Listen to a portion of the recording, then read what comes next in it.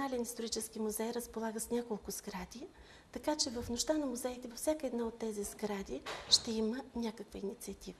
Тук специално при нас ние ще представим японската култура.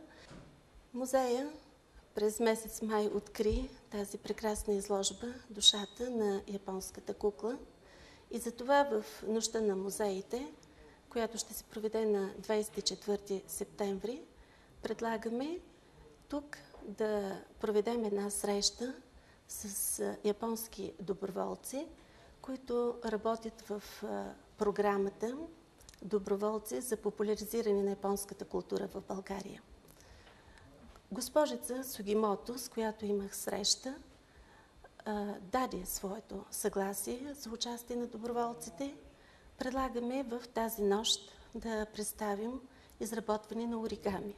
Предлагаме също така хайко. Това е най-кратката поетична форма в литературата.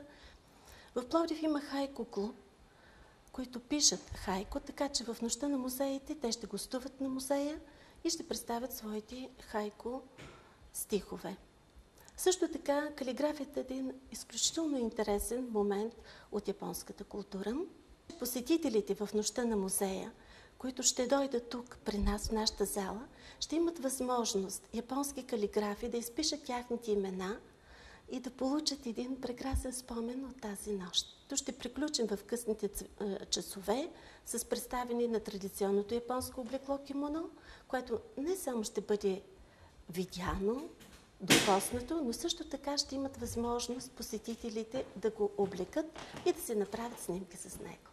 Мисля, че ще бъде интересно за всички пловдивчани, както и за гостите на град Пловдив, в тази много специална нощ за Пловдив, 24 септември, да дойдат тук при нас в залата на Регионален исторически музей, която се намира на улица Ангел Букуршлиев, 14, и да научат повече за страната на изгряващото слънце.